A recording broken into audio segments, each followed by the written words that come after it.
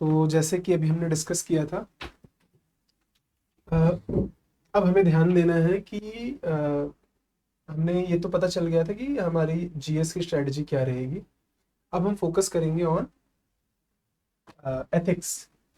बहुत इंपॉर्टेंट हो जाता है क्योंकि अगेन यहाँ पे मार्क्स के आपको वेरिएशन काफ़ी ज़्यादा दिखेंगे compare to other GS papers. इसीलिए क्योंकि ये आपको प्रोवाइड करता है opportunity to come up with your own personalized views, your own personalized way of answering. और इसी वजह से आप कनेक्ट ज़्यादा अच्छे से कर सकते हैं with your reader and you can get good marks यहाँ पे। I was able to get last year also I scored somewhere around 117 119 something like that in my uh, ethics. और इस बार through other some other value addition, some other important things that I did, some of the so yeah, in ethics, some of the things that I did this year differently, I will be talking about it. Last year I think, if I am not wrong, somewhere around 117 119 something like that my marks was there. This year I have scored 133 marks. It is quite good marks, but again I was not expecting anything, uh, that I will be able to score this good marks.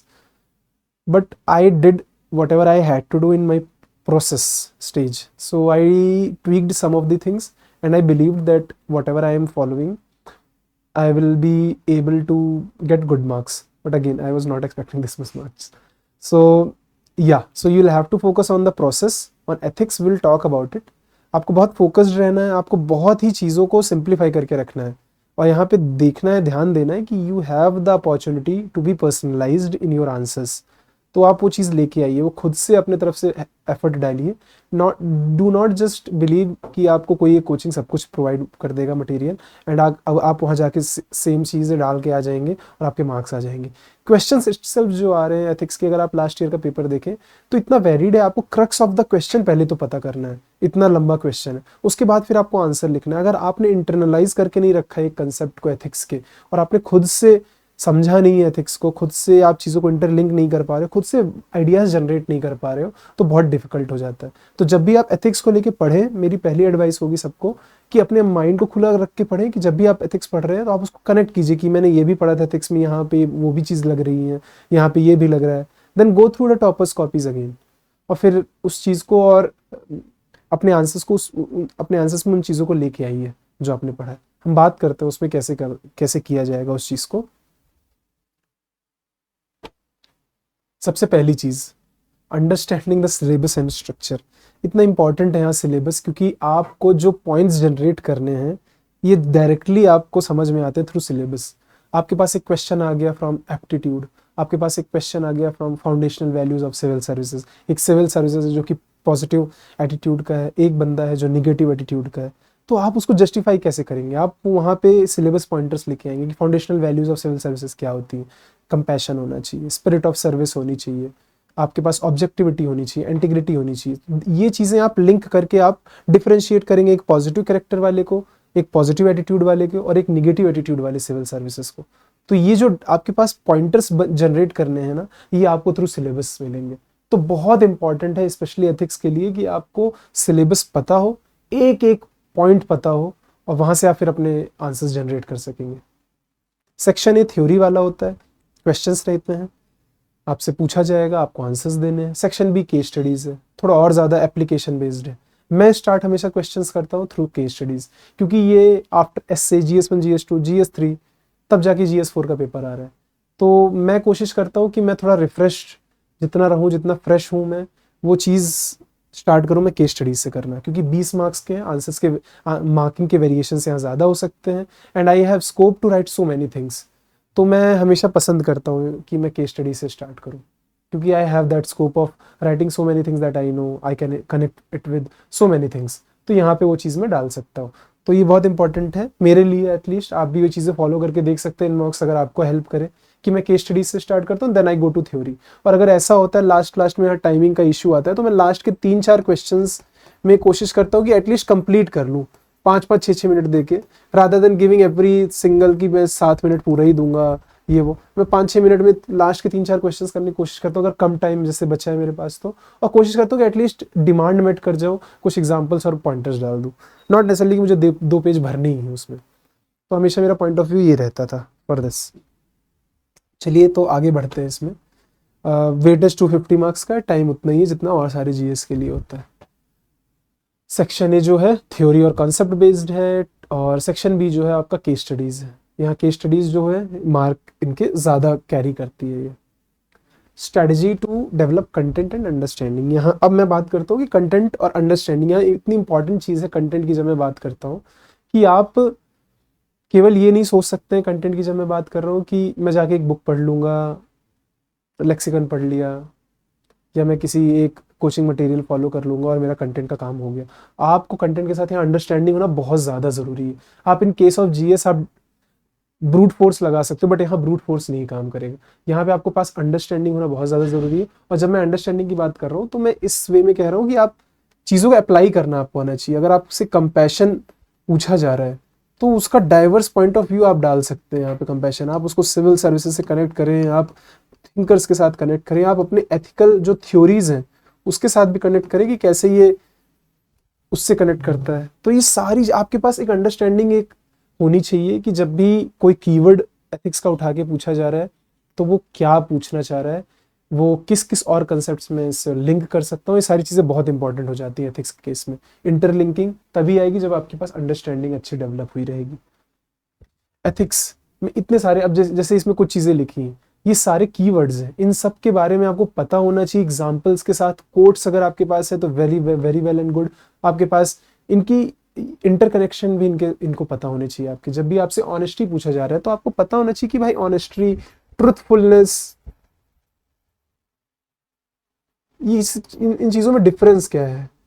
ये सारी चीज़ें आपके पास बहुत important हैं। वो तभी आपको पता चलेगा जब आप इन कीवर्ड्स के बारे में पढ़े होंगे अच्छे से। इनकी डेफिनेशन आपको बाय हार्ट होनी चाहिए, इनके एप्लीकेशन आपको बाय हार्ट होनी चाहिए। Application in your own personal life, in civil services, या फिर किसी और मॉरल थिंकर्स, किसी ग्रेट लीडर की लाइफ के। ये तभी आप ये चीज़ें क्लैरिटी में आती है। आपसे पूछा जा रहा है रिस्पॉन्सिबिलिटी, आपसे पूछा जा रहा है अकाउंटेबिलिटी के बारे में, आपको डिफरेंस, माइन्यूट डिफरेंसेस जो भी आंसरेबिलिटी, आपको ये सारे डिफरेंसेस पता होने चाहिए, आपको इनके सबके एग्जांपल्स पता होने चाहिए। और हमेशा जब भी पढ़ें तो केवल डेफिनेशन याद करने के पर्पज से ना पढ़ें, तुरंत ही उसका प्रैक्टिकल एप्लीकेशन सोचें।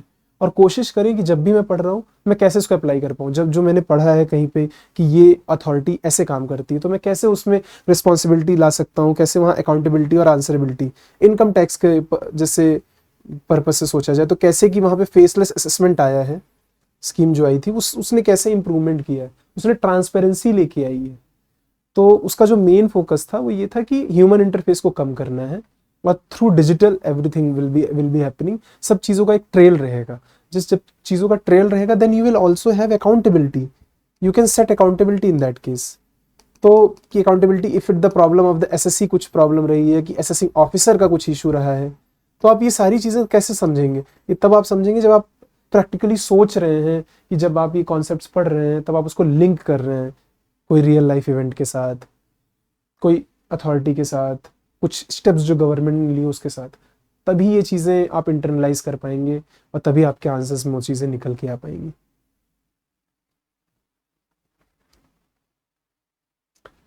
तो इसमें बात करते हैं हम strategy to develop content and understanding. जैसा मैंने अभी आपको बताया कि बहुत इंपॉर्टेंट है कि अपने सिलेबस बहुत अच्छे से इसमें एकदम याद हो जाने चाहिए, आपको लर्न कर लीजिए। इसके लिए तो मैं कहूँगा एक एक थीम्स आपको पता होनी चाहिए, और थीम्स के अंदर माइक्रो थीम्स जो होती है वो भी आपको पता होनी चाहिए।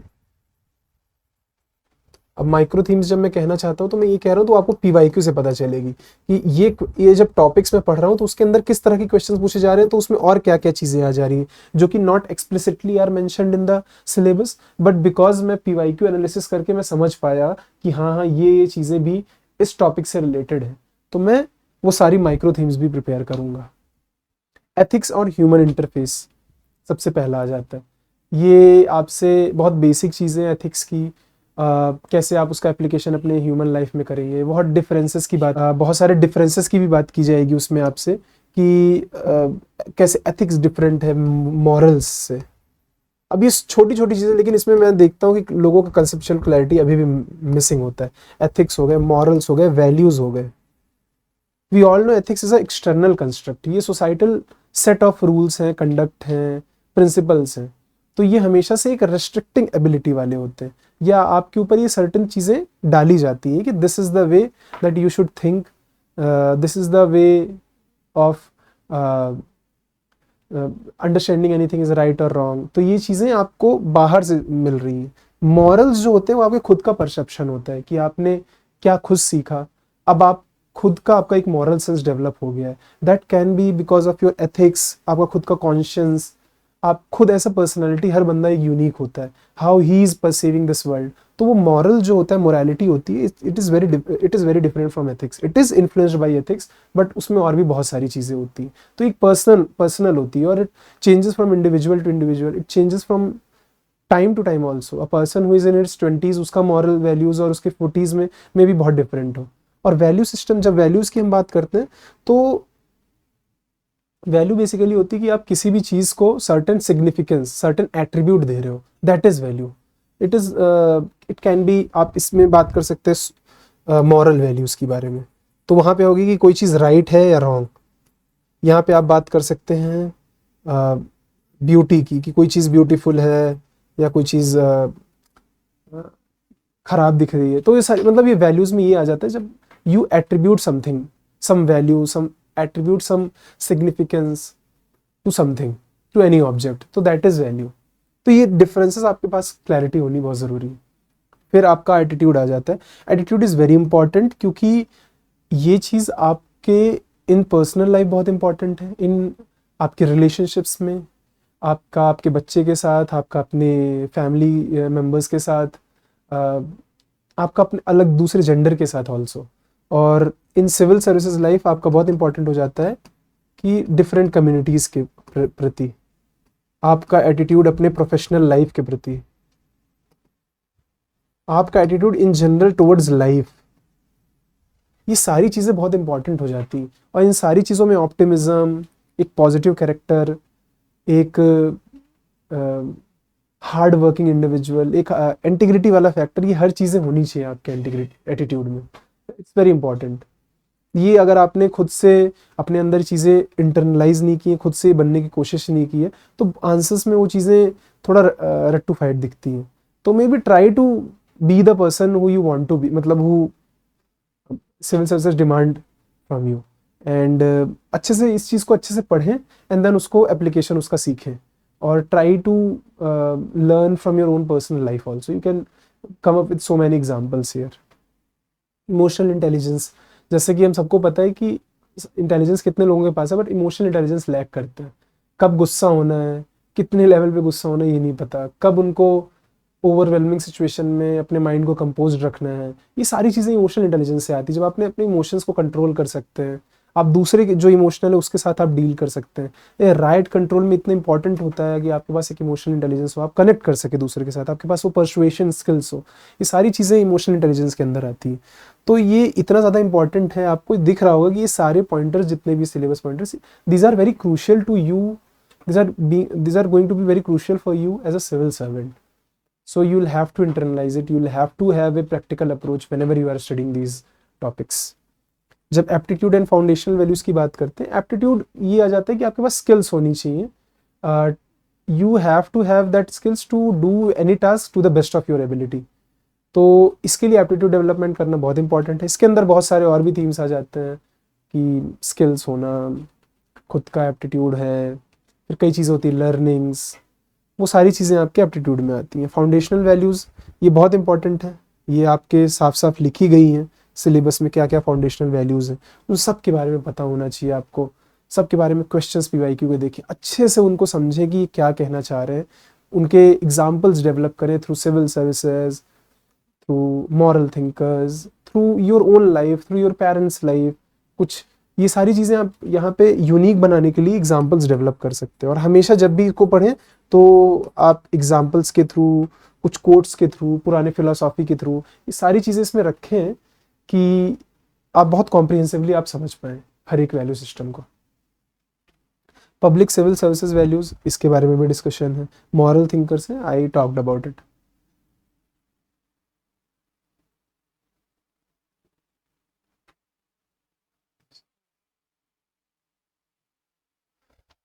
एथिक्स इन पब्लिक एडमिनिस्ट्रेशन बहुत इंपॉर्टेंट है। पब्लिक एडमिनिस्ट्रेशन में आप सबको जाना है, तो इट्स वेरी इंपॉर्टेंट कि वहाँ पे क्या एथिकल वैल्यूज़ हैं, क्या लॉज की जब बात आ जाती है, लॉज, रूल्स एंड कॉन्शियंस, इन सब के बारे में पता होना, किसका यूज़ कब किस केस में करना है, ये सब चीज़ें बहुत इंपॉर्टेंट है आपको। You will have that ethical dilemma face करना पड़ेगा, you will have crisis of conscience,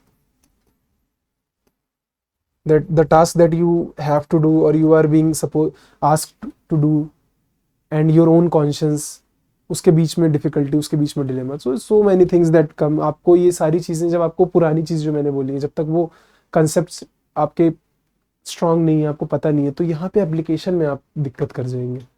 तो ये चीज़ें आपको ध्यान रखनी। प्रॉबिटी इन गवर्नेंस, जब हम प्रॉबिटी इन गवर्नेंस की बात करते हैं तो यहाँ पे केवल ये नहीं आ जाता कि इंटीग्रिटी होना, यहाँ पे इन जनरल एक इंस्टीट्यूशन की बात कर रहे हैं। तो जब हम इंस्टीट्यूशन की बात करते हैं तो वहाँ पे प्रॉपर्टी का हम ज़्यादातर यूज़ करते हैं। Will talk about it in more detail. आप इसको पढ़ेंगे, आपको समझ में आएगा कि मैं यहाँ क्या कहना चाह रहा हूँ। कंसेप्ट्स को बहुत क्लियर रखिएगा कि किस चीज़ को किस चीज़ के लिए यूज़ किया जाता है। RTI, citizen charter, codes of conduct, these are the things जो आपका ट्रांसपेरेंटी, अकाउंटेबिलिटी, जो चीज़ें आपने आगे पढ़ी हैं उनको एक तरह से करने का मेजर्स हैं जो कि लिए गए हैं। तो इन सब चीज़ों को भी बहुत इंपॉर्टेंट है पढ़ना, क्योंकि कई बार नॉट नेसेसरली इसका यूज़ करके आप आंसर्स में डाल सकते हैं। ऐसे आप सिलेबस पॉइंटर्स यूज़ करते हैं कि ये सारी चीज़ें आप अपने आंसर्स में भी डाल सकते हैं। और उसके अलावा इसके खुद के भी क्वेश्चंस आते हैं स्पेसिफिक, तो आप उस पर भी आंसर्स लिखना आपको पता होना चाहिए। तो उसके लिए सेलियंट फीचर्स पता होने चाहिए लॉज के, क्या वैल्यू सिस्टम को ये क्या क्या चीज़ें डिनोट करती हैं, वो सारी चीज़ें आपको यहाँ से पता होनी चाहिए। और फिर इसी का एप्लीकेशन जो है दैट इज़ केस स्टडीज़। उसके लिए अलग से कुछ नहीं होता, बट उसका एक फ्लो होता है केस स्टडीज़ का, जो कि जिसके बारे में हम अभी बात करते हैं। तो सबसे पहला फोकस हमारा क्या होना चाहिए? हमारा इसमें सबसे पहला फोकस होना चाहिए अंडरस्टैंडिंग ऑफ कंसेप्ट्स। आपके अगर पास अगर आप कंसेप्चुअल अंडरस्टैंडिंग मिसिंग है तो बहुत डिफ़िकल्ट हो जाता है आपके लिए बाद में आंसर्स को, क्वेश्चंस को आंसर करना, क्योंकि क्वेश्चंस बहुत ज़्यादा टू द पॉइंट नहीं पूछे जा रहे हैं, बहुत घुमा फिरा के डाले जाते हैं, और वो आपसे एक्सपेक्ट करते हैं कि आप उसको डिकोड करें and then give your answers. और वहाँ पे आंसर्स जो आपके निकलेंगे वो नॉट नेसेसरली वो निकलेंगे जो आपने रटा हुआ है, या वो निकलेंगे फिर आप जो एट दैट मोमेंट आप जो थिंक कर रहे हैं। तो अगर आपने अच्छे से इंटरनलाइज नहीं किया है, काफ़ी रिविजन नहीं किया है, प्रैक्टिकल अप्रोच नहीं रही है, तो आपके आंसर्स में नहीं आता है। तो आपको बहुत इंपॉर्टेंट रखना है कि अपने कंसेप्चुअल अंडरस्टैंडिंग बढ़िया रखें, प्रैक्टिकल अप्रोच रखें, और कुछ सिंपल सिंपल चीज़ें जैसे प्राइमा फेसी सर्टेन प्रिंसिपल और वैल्यूज़ है भाई, ट्रूथफुलनेस, बेनिफिशंस, ऑनेस्टी होना, कंपैशन होना, these are things which are expected of an human being. ये यूनिवर्सल वैल्यूज़ हैं, ये आपके वैल्यूज आपके आंसर्स में सबसे पहले आनी चाहिए। इनका जो आप प्रायोरिटाइज करें उनमें इनका प्रायोरिटी हमेशा ऊपर रहनी चाहिए। कंटेंट को मिनिमाइज रखें। मैं नोट्स का मेरे पास हमेशा से टाइम का इशू रहता था, तो मैं एक कोचिंग का अपना फॉलो करता था पीडीएफ, उसके ऊपर मैं एक की टर्म्स का एक पीडीएफ था, फिर कुछ टॉपर्स थे उनके कुछ उन्होंने मटेरियल्स यूज़ किए थे, कुछ उनके कंपाइलेशंस थे वो मैंने यूज़ किए थे, जैसे मैंने शुभम सर कुमार सर थे उनका मैंने यूज़ किया था, एग्जाम्पल्स वगैरह का एक उनका था, तो वो मैं यूज़ किया था पीडीएफ। तो इन सबसे फिर और सर्टन वैल्यू एडिशंस आप फिर करते ही हैं थ्रू करंट अफेयर। मैंने 10-12 करंट अफेयर से निकाले थे कुछ अच्छे अच्छे एग्जाम्पल्स जो मैंने यूज़ करके आया था। I was able to use it in 4-5 questions. तो आप वो करंट अफेयर से डेवलप कर सकते हैं एग्जाम्पल्स। और फिर यहाँ पे आप जैसे भी अभी मैंने आपको बताया कि इंडियन फिलॉसफी, वेस्टर्न फिलॉसफी, उसका भी आप यूज़ कर सकते हैं। उससे भी आप जो वैल्यूज सिस्टम्स हैं आप उसको भी यूज़ करके आप जस्टिफाई कर सकते हैं कि क्वेश्चन क्या पूछ रहा है या आप जो कहना चाहते हैं। रिवीजन बहुत इंपॉर्टेंट है। मल्टीपल टाइम को यही मिनिमाइज करिए अपने कंटेंट को, उसको मल्टीपल टाइम्स रिवाइज कीजिए। इसका कोई और अलग तरीका नहीं है, आपको वही चीज़ को बार बार रिवाइज करना है तभी आपका अच्छा होगा। और जैसा कि मैंने आपको बताया, आप जितनी बार रिवाइज करेंगे, जितना आप कंसेप्चुअल अंडरस्टैंडिंग पे ध्यान देंगे, वो आपके इंटरकनेक्शन में दिखेगा। आप उस पोजीशन पे रहेंगे कि आप सिलेबस पॉइंटर्स को एक दूसरे के साथ कनेक्ट कर पाएंगे। तो बहुत इंपॉर्टेंट है। जो मैंने फॉलो किया था, I have written it here, कि मैंने पीडीएफ यूज़ किया था टॉपर्स कॉपीज़ का, यूज़ किया था, सम जॉटिंग्स किए थे अपने तरफ से एग्जांपल्स के, कीवर्ड्स की पीडीएफ भी यूज़ की थी। ये बहुत इंपॉर्टेंट है, ध्यान रखिए। कीवर्ड्स का अंडरस्टैंडिंग होना बहुत इंपॉर्टेंट है। आप ये पीडीएफ यूज़ कर सकते हैं। I think this is very readily available काफ़ी कोचिंग इंस्टीट्यूट्स की। अब बात आ जाती है, जैसे मैंने आपको बताया एथिक्स में, क्योंकि आपके पास स्कोप है यूनिक बनाने का, आंसर पर्सनलाइज करने का, तो हैवी लिफ्टिंग भी जो आपको करनी पड़ेगी वो अपने तरफ से करनी पड़ेगी। इसमें आप ये मत एक्सपेक्ट करें कि दूसरे जो भी कोचिंग्स बता रहे हैं आप उनको फॉलो कर लेंगे एंड वो आपका काम हो जाएगा, उससे नहीं होगा। You have to have that hard working वाली चीज़, वो आपको खुद की तरफ से करनी पड़ेगी, ये तो खुद से ही होगी। तो ये हैवी लिफ्टिंग आपको खुद से करनी पड़ेगी, इसका और कोई ऑल्टरनेटिव नहीं है। वैल्यू एडिशन आप करेंगे थ्रू योर ओन एफर्ट। आप यहाँ पे पहला चीज़ कीजिए एग्जाम्पल्स कलेक्ट करने का। मैं क्या करता था प्रीलिम्स से मेंस के बीच में, स्टार्टिंग 15-20 डेज ही मैंने न्यूज़पेपर पढ़े थे मोस्टली, नहीं तो मैंने मैगजीन ही फॉलो किए, बट मैं न्यूज़पेपर पढ़ता था टू गेट सम एग्जाम्पल्स कि मैं यूनिक कर सकूँ अपने क्वेश्चन उसको। मैंने गूगल का भी यूज़ किया था, यहाँ पे चैट जीपीटी का भी आप यूज़ कर सकते हैं, मैगजीन भी है उनका भी यूज़ कर सकते हैं, डाउन टू अर्थ के कुछ केस स्टडीज़ में फॉर जोग्राफी यूज़ करता था, बट वहाँ से कुछ मुझे एग्जाम्पल्स मिल गए जो मैंने एक दो example I was able to put it in ethics papers also. बाकी जीएस तो है ही आपका, ऑप्शनल है ही, जहाँ से आप कोट्स ला सकते हो, आप थिंकर्स ला सकते हो उनके, कई सारी चीज़ें आप यहाँ पे लाके अपने वैल्यू एडिशन डाल सकते हो। ये आप अपने तरफ से करिए, और इसमें यू हैव स्कोप, ये फ्रीडम देता है आपको एथिक्स कि अगर आप वो डिमांड को मेट कर गए क्वेश्चन की, तो कहाँ से आप को लेके आ रहे हैं इसका कोई सेट क्राइटेरिया नहीं है। अगर आप समझ गए हैं कॉन्सेप्ट्स को, तो आप कहीं से भी लाके आप उसको चीज़ को डाल सकते हैं। वो आपको ये शो करता है कि आपने इसको जिया है, आपने इसको इंटरनलाइज कर लिया है टॉपिक को, and you are now able to interconnected with so many things. तो ये एक्चुअली में आपके लिए फेवर में ही काम करता है। पीवाई को एनालाइज कीजिए, बहुत इंपॉर्टेंट है टू गेट एन अंडरस्टैंडिंग कि भाई रेंज ऑफ क्वेश्चंस क्या है, एक टॉपिक से किस किस तरह के क्वेश्चंस पूछे जा रहे हैं। रेंज ऑफ क्वेश्चंस बहुत आपको आइडिया मिल जाएगा थ्रू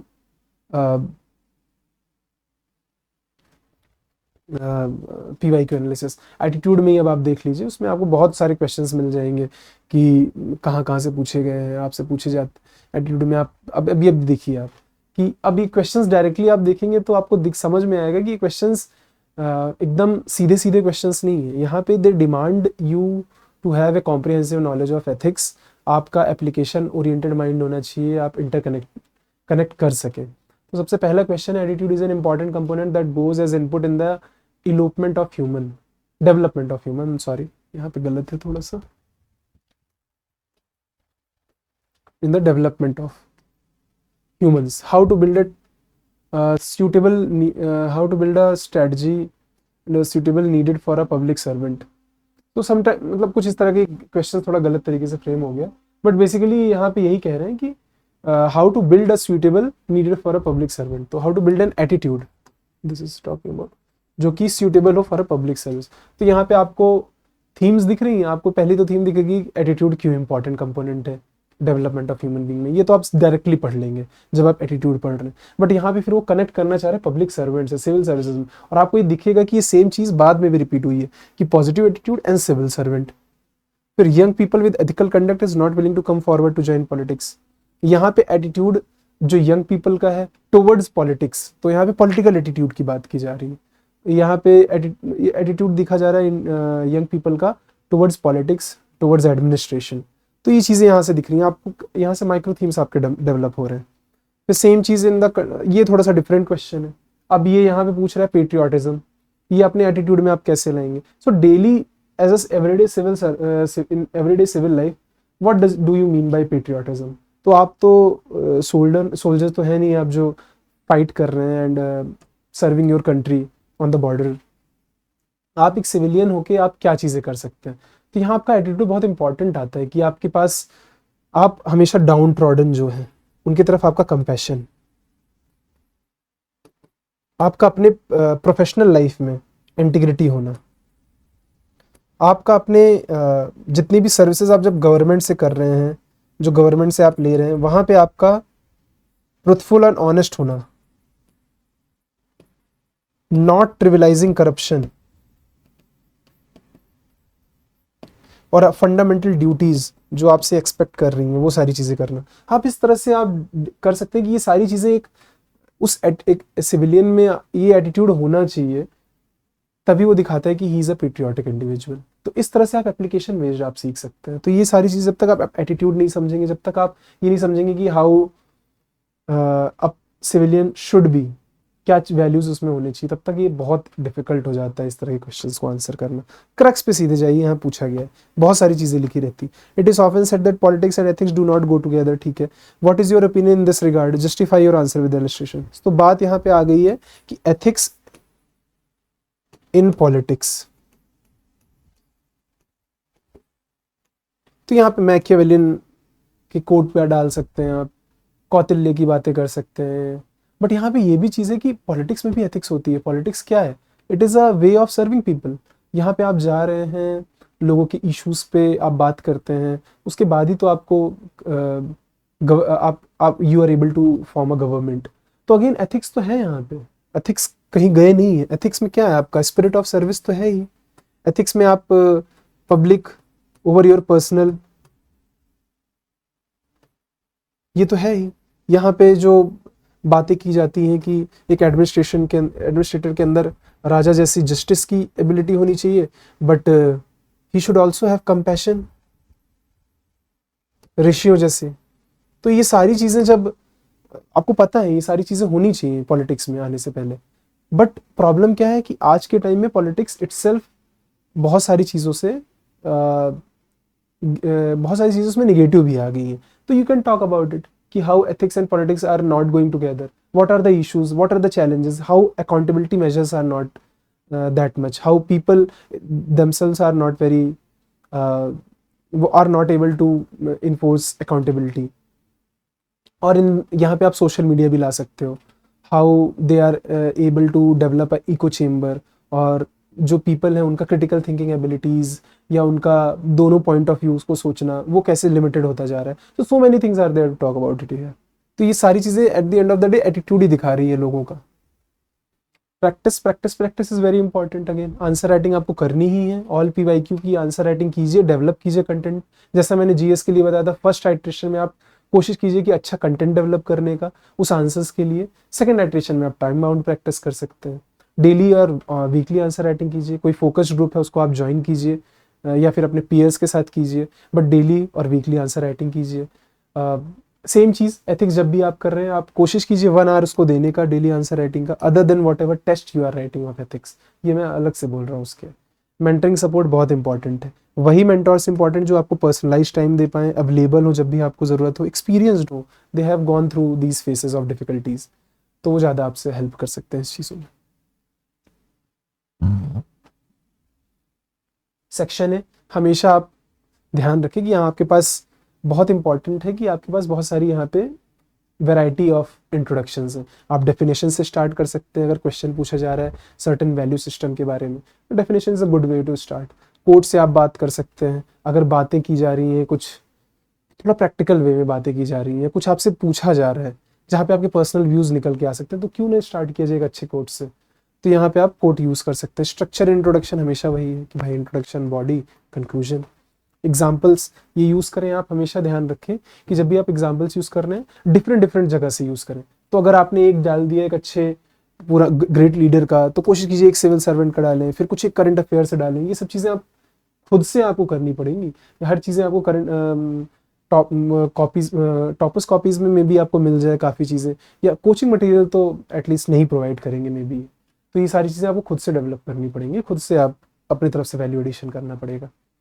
और हमेशा कुछ कीवर्ड्स हैं जिनको हमेशा से हाईलाइट कीजिए। जब भी आप आंसर राइटिंग कर रहे हैं, आप अंडरलाइनिंग करना बहुत इंपॉर्टेंट है, उनको ब्रैकेट में डालना, इंपॉर्टेंट हेडिंग्स हैं, इंपॉर्टेंट एग्जाम्पल्स हैं, उनको हेडिंग इस तरह से ब्रैकेट में डालना। ये सारी चीज़ें जो directly point to the point आपको रीडर का ध्यान खींचती हैं और उसको बताते हैं कि these are the important points in my answers, और I am able to satisfy the variety, the diversity that this answer needed. तो इस बहुत इंपॉर्टेंट है आपके लिए कि आप हाईलाइट करें। सिंपल डायग्राम्स, फ्लो चार्ट्स आप यूज़ कर सकते हैं, आपके पास यहाँ पे है वो आपके पास एबिलिटी यहाँ पे कि आप वो यूज़ कर सकें। फॉर एग्जांपल अब एक सिंपल सी मैं आपको, बहुत कोई डिफ़िकल्ट ये चीज़ नहीं है, तो मैं बताता हूँ ये चीज़ के लिए कि मान लीजिए आपसे पूछा गया कि डिटर्मिनेंट्स ऑफ एथिक्स, मान लीजिए एक चीज़ है, तो आप सिंपल सा एक वो बनाइए, इस तरह का एक एरो बना दीजिए, यहाँ नीचे लिखिए micro, meso, macro, determinant of morals, कि मॉरल्स कैसे डेवलप होते हैं, एटीट्यूड कैसे डेवलप होता है, जो भी। अब माइक्रो में क्या आ जाएगा, माइक्रो में आ जाएगा आपका खुद का पर्सनल कॉन्शियंस, ठीक है, आपकी यहाँ फैमिली आ जाएगी, ठीक है, यहाँ पे आपका एजुकेशन आ जाएगा, इस तरह की चीज़ें, इंस्ट्रूमेंटल कंडीशनिंग वगैरह जो है।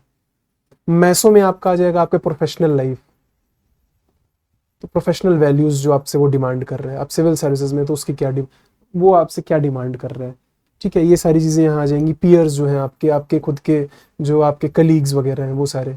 मैक्रो में आपका आ जाता है आपकी society in general, large level पे, यहाँ पे आपका रिलीजन लार्ज लेवल पे, कॉन्स्टिट्यूशन, ये सारी चीज़ें, लॉज। तो इस तरह से आप एक डायग्राम बना सकते हैं। चीज़ों को आप, जो और बंदा लिख रहा था वही आप भी लिख रहे हैं, बट आप इसको बहुत अच्छे अलग तरीके से दिखा रहे हैं, बेसिकली यूनिकनेस आप यहाँ पे लेके आ पाए हैं, तो ये बहुत आपको ध्यान रखना है। इस तरह से आप डायग्राम्स और फ्लो चार्ट्स का यूज कर सकते हैं। आगे बढ़ते हैं। केस स्टडीज के लिए आपको ध्यान देना है, अगेन यहाँ पे आप फ्रेमवर्क आपको यूज करना है। आप पहले से ध्यान रखिए यहाँ पे कि स्टेक होल्डर्स का अंडरस्टैंडिंग होना यहाँ बहुत ज़रूरी है। स्टेक होल्डर्स की अंडरस्टैंडिंग होनी आपको बहुत ज़रूरी है। जब भी आप केस स्टडी पढ़ें, सब स्टेक होल्डर्स के बारे में पता करें, अच्छे से देखें, पढ़ें केस स्टडी, और चेक करें कि सारे स्टेक होल्डर्स आप कवर कर पा रहे हैं कि नहीं, और फिर उनकी डिमांड्स क्या हैं, उनके चैलेंजेस क्या हैं, और कैसे अपना आप जो फाइनल डिसीजन लेंगे उसमें आप सबको सेटिस्फाई कर पाएंगे या सबको एटलीस्ट टच कर पाएंगे। तो ये बहुत इंपॉर्टेंट होता है, ये दिखाता है कि आपके पास एक कॉम्प्रिहेंसिव आउटलुक है जब भी आप कर रहे हैं। That is demanded, that is required of you as a civil servant. Basic ethical issues होते हैं जो इन्वॉल्व होते हैं, आपको वो फाइंड आउट करना आना चाहिए, वो केवल प्रैक्टिस से आएगा। टॉपर्स कॉपीज आप देख के यहाँ डेवलप कर सकते हैं अंडरस्टैंडिंग की कैसे वो निकाल रहे हैं, एक्सट्रैक्ट कर रहे हैं कैसे ethical issues, but again eight the end of the day आपको खुद से प्रैक्टिस करनी पड़ेगी। बहुत सारी कॉन्फ्लिक्टिंग वैल्यूज आएंगी, अपने खुद के लाइफ में आती हैं, केस स्टडीज में वही चीज़ें होती हैं, बट आपको फिर प्रायोरिटाइज करना आना चाहिए कि which is the value which is needed of me the most, और फिर वही चीज़ें प्रायोरिटाइज करके आप अपने आंसर, आप डिसीजन पे आएंगे। तो डिसीजन मेकिंग क्लैरिटी तभी आएगी जब आपको सारे वैल्यूज सिस्टम पता है, आपको वो जो चीज़ें मैंने अभी बात की आपसे कि जो वो एथिक्स क्या है, वैल्यूज़, मॉरल्स, सब चीज़ें आपको पता है। उसके बाद आप यहाँ आके उसको अप्लाई करके आप एक निष्कर्ष तक पहुँच पा रहे हैं, एक डिसीजन तक पहुँच पा रहे हैं। वो कब होगा, जब you are able to prioritize. तो जैसे मैंने आपको बताया था प्राइमा फेसी प्रिंसिपल है, कंपैशन, ट्रुथफुलनेस, इंटीग्रिटी वगैरह, फाउंडेशनल वैल्यूज़, ये सारी चीज़ों को आपको हमेशा प्रायोरिटी देनी है, तो उस हिसाब से आप फिर आंसर्स पे आएंगे। ध्यान देना है यहाँ पे। इवैल्यूएशन अगेन यहाँ पे best option with justification. Justification आपको देना बहुत इंपॉर्टेंट है। जो भी ऑप्शन आपने सेलेक्ट किया आप उसको जस्टिफाई करें। मेरिट्स और डिमेरिट्स आप डिस्कस करें, बट आप ये डिस्कस भी करें कि why I am choosing it, because उसका मेरिट जो होता है वो बहुत ज़्यादा ओवर पावरिंग है। थीम्स तो आप देख सकते हैं यहाँ पे किस तरह के क्वेश्चंस पूछे गए हैं। एथिक्स ह्यूमन इंटरफेस से what do you understand by the term ethical dilemma, तो ये बहुत टू द पॉइंट क्वेश्चंस है। What makes people ethical, act ethically, यहाँ एटीट्यूड आ गया आपका। इमोशनल इंटेलिजेंस की भाई डिफरेंशिएट करो आईक्यू ईक्यू में। सिविल सर्विसेज वैल्यू ये बहुत इंपॉर्टेंट है। इंटीग्रिटी, इम्पार्शियलिटी, ऑब्जेक्टिविटी, ये सारे मेन थीम्स है। बट जैसे अभी मैंने आपको एटीट्यूड का लेके दिखाया था कि उसके अंदर भी आपके पास कितने माइक्रो थीम्स बन रहे हैं कि सिविल सर्विस के साथ कनेक्ट कर रहे हैं, पॉलिटिक्स के साथ कनेक्ट कर रहे हैं। तो ये सारी चीज़ें आप थ्रू पीवाईक्यू डेवलप करेंगे। कॉन्ट्रीब्यूशन ऑफ थिंकर्स, ये सारी चीज़ें आपको पढ़नी पड़ेगी। जॉन रॉल्स की जस्टिस आपको पता होनी चाहिए। कांतियन डिओंटोलॉजी, यहाँ पे आपको कॉन्सिक्वेंशियलिज्म के बारे में पता होना चाहिए। कांत की डिओंटोलॉजी के बारे में पता होना चाहिए। एक और आता है वर्च्यू एथिक्स ऑफ एरिस्टोटल, ये पता होना चाहिए। गांधी जी की सत्याग्रह जो चीज़ थी, और हाउ करेज ऑफ कन्विक्शन जो था गांधी जी का, ये चीज़ें बहुत इंपॉर्टेंट हैं जो आप बहुत सारी जगह यूज़ कर सकते हैं और अपनी लाइफ में भी आप इसको बहुत अच्छे से यूज़ कर सकते हैं। तो PYQ analysis is very important. बहुत रिपीटेड थीम्स है जो बार बार पूछी जाती हैं, तो आप उसके ऊपर अच्छे से कंटेंट डेवलप करें, क्योंकि आपको पता है कि there is a possibility of again उसके रिलेटेड क्वेश्चंस यूज़ करने की। तो ध्यान दें वहाँ पे। केस स्टडी जब आप कर रहे हैं तब आपको ध्यान देना है डिलेमास पे, कि वहाँ पे आपसे वो टेस्ट कर रहा है कि जब भी आप केस स्टडी देख रहे हैं कि कितने सारी चीज़ें हैं, कितने सारे पॉइंट ऑफ व्यूज़ हैं लोगों के, कितने सारे ऑप्शंस हैं आपके पास, पर आप सही ऑप्शंस पे किस लिए पहुँच रहे हो। कोई भी एक हो सकता है ऐसा भी कि एक ऑप्शन कोई सही ना हो, मे बी दो डिसीजंस हो जो वहाँ you can make, but again पर आपको वहाँ पे क्यों पहुँच रहे हो, आपका जस्टिफिकेशन क्या है, आप किस पॉइंट ऑफ व्यू से आ रहे हो, is it ethical, what does it tell about your moral sense, your own moral values, वो सारी चीज़ें यहाँ निकल के आती हैं। तो ट्राई टू बी वेरी, यहाँ पे अगेन बैलेंस ऑफ जजमेंट होना, जितना ज़्यादा आप क्लोजर टू योर ये इम्पॉर्टेंट जो वैल्यू सिस्टम्स हैं ह्यूमंस के लिए वो रहें, तो ये सारी चीज़ें अगर जितना आप उसके क्लोजर टू रहेंगे आपके आंसर्स में, वो उतना ज़्यादा आपके लिए बेनिफिशियल होता है। यहाँ पे आप स्टैटिक क्वेश्चंस में जो थिंकर्स हैं जैसे गांधीयन हैं, कांत हैं, और concepts like attitude, property, conscious, ये सब चीज़ों के इतना अच्छे से पढ़ लें कि कुछ भी क्वेश्चन है आप इन चीज़ों कीवर्ड्स को वहाँ डाल पा रहे हैं एंड जस्टिफाई कर पा रहे हैं कि ये क्यों मैं डाल रहा हूँ, इनके एग्जाम्पल्स, इन कीवर्ड्स को, बहुत इंपॉर्टेंट है ये।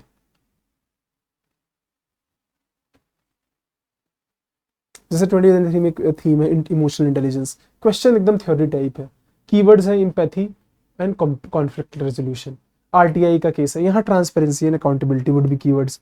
क्यों? क्योंकि आरटीआई का बेसिक पर्पस ही था टू ब्रिंग इन ट्रांसपेरेंसी, कि जो भी चीज़ें वर्क गवर्नमेंट कर रही है वो चीज़ों में ट्रांसपेरेंसी है, वो चीज़ें लोगों को पता चल सके, that is why RTI was brought. तो ये सारी चीज़ें आपको बहुत क्लैरिटी होनी चाहिए, बेसिक पर्पस क्या था किसी लॉ को लाने का, basic purpose behind a policy, इससे भी क्वेश्चंस काफ़ी पूछे जाते हैं। अगेन यूनिक एग्जांपल आप कैसे बनाएंगे, मैंने इसके बारे में आपको बता दिया है, गूगल है, न्यूज़पेपर है, वेबसाइट्स के थ्रू, मैगजीन्स के थ्रू, आप चैट जीपीटी का भी यूज़ कर सकते हैं इस केस में। और फिर आ जाता है आपका compassion, love for people, service of man, service of God, ये कुछ मेरे एग्जांपल्स हैं। जैसे स्नेहालय है एक एग्जांपल।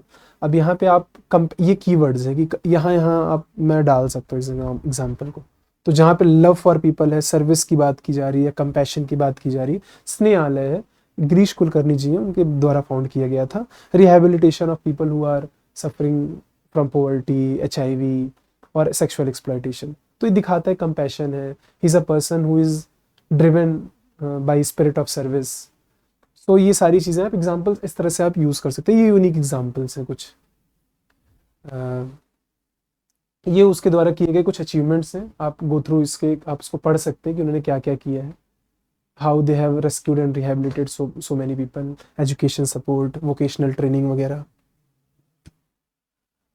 फिर और मैं एग्जांपल्स आपको बताता हूँ कि कैसे एथिकल लर्निंग्स है फ्रॉम रामायण। तो मैं इसमें जैसे आपको बताया ancient philosophy, ancient myth, mythology, या फिर जो भी आप कहना चाहें, रामायण है, यहाँ से आप क्या सीख सकते हैं। सुषेण वैद्य थे, रावण के थे ये वैद्य, बट इन्होंने उसके बाद भी इन्होंने ट्रीट किया थे लक्ष्मण को, तो दैट शोज मेडिकल एथिक्स। तो ये अगर मेडिकल एथिक्स से रिलेटेड कुछ भी क्वेश्चन आ गया तो आप यहाँ पे ये चीज़ डाल सकते हैं, या इन जनरल भी अगर कंपैशन में भी आप ये चीज़ डाल सकते हैं, या आप डेडिकेशन टुवर्ड्स या duty, what ever your duties, आप वहाँ पे भी ये डाल सकते हैं। सोनू निगम है, उन्होंने completed 3 hour of performance while having sore throat and fever, ये दिखाता है passion, dedication towards his duty, what ever the love for his work, responsibility, ये चीज़ें वो दिखाता है। तो इस तरह से मैं कुछ यूनिक एग्जाम्पल्स मैंने डेवलप किए थे। कुछ फ्रेजेस हैं, कीवर्ड्स हैं from different value system philosophy, जो कि आप यूज़ कर सकते हैं। अब इसमें मैं कुछ आपको, जैसे मैंने अभी कुछ देर पहले डिस्कस किया था, योगा फिलोसफी है, वो बात करती है चित्त वृत्त निरोध की। तो ये बात करता है cessation from fluctuations of the mind, equanimity, आपका mind it's not overwhelmed even in case of sorrow, in case of grief और इन केस ऑफ जॉय या कोई सक्सेस। तो अगेन ये दिखाता, ये चीज़ बहुत इंपॉर्टेंट है आपके सिविल सर्विसेज में भी, क्योंकि ऐसे स्टेजेस आएंगे आपके लाइफ में जब मे बी आपके पास एक डिसीजन लेना होगा and it would be very hard for you and you might get overwhelmed, but you will have to follow certain things. और आप कैसे अपने माइंड को सेन रख पाएंगे और एक अच्छा डिसीजन ले पाएंगे, तो ये सारी चीज़ें आपको पता होनी चाहिए। तो ये इस तरह से आप इन वैल्यू सिस्टम्स को, इन फिलोसफी को आप यूज़ कर सकते हैं। स्वामी विवेकानंद जी की बात है, it is not possible for the bird to fly on one wing, आप वुमेन एम्पावरमेंट के लिए यूज़ कर सकते हैं ये सारी चीज़ें। तो इस तरह से मैंने एग्जांपल्स कुछ प्रिपेयर किए थे। आप इस तरह से कोट्स, किसी की कुछ लाइनें, एग्जांपल्स इस तरह से भी प्रिपेयर कर सकते हैं। So practice use such keywords and phrases with earlier examples in the questions. आप इस तरह से एग्जांपल्स, फ्रेजेस, कीवर्ड्स, इनको यूज़ करें और प्रैक्टिस करें, ये PYQ में करें, पहले बार जब आप कर रहे हैं तो टाइम बाउंड ना रखें, आप इस माइंड थ्रू से करें कि एक अच्छा आंसर मुझे डेवलप करना है। Develop this understanding through toppers copies. Again ये टॉपर्स कॉपी से आप अंडरस्टैंड करें कि कैसे मुझे लिंक करना है, कहाँ पे एग्जाम्पल डालना है, ज्योमेट्री का यूज़ कैसे करना है, और ये हार्डवर्क आप खुद करें। और जितना ज़्यादा यूनिकनेस के साथ करेंगे उतना ज़्यादा ये आपके लिए फ्रूटफुल रहेगा। So that is all for the ethics. I think I was able to cover some good amount of topics which I good amount of strategy which I wanted to share with you all. ये मैंने किया था, और again मैं बहुत ज़्यादा emphasize कर रहा हूँ क्योंकि इन ethics you have to have uniqueness, you have to have personalized preparation, बहुत important हो जाता है। यहाँ पे आप मार्क्स बहुत ज़्यादा गेन कर सकते हैं, you have scope. So be prepare to do the hard work, to may be, और जीएस के ज़्यादा से यहाँ पे थोड़ा और ज़्यादा करने का ना आपके अंदर एबिलिटी होनी चाहिए, आपके अंदर ये मोटिवेशन होना चाहिए, क्योंकि यहाँ पे आप कर सकते हैं वो चीज़। सो आई होप कि आप लोग इससे कुछ सीखेंगे। और अगेन पूरा कॉपी नहीं करिए, जो भी आपको ठीक लगे आप यूज़ कीजिए और अपने वे में आप इसको यूज़ कीजिए। So thank you everyone. इसके बाद हम डिस्कस करते हैं थोड़ा और दूसरे सेशन में about optional, but that would be all for ethics session. Thank you.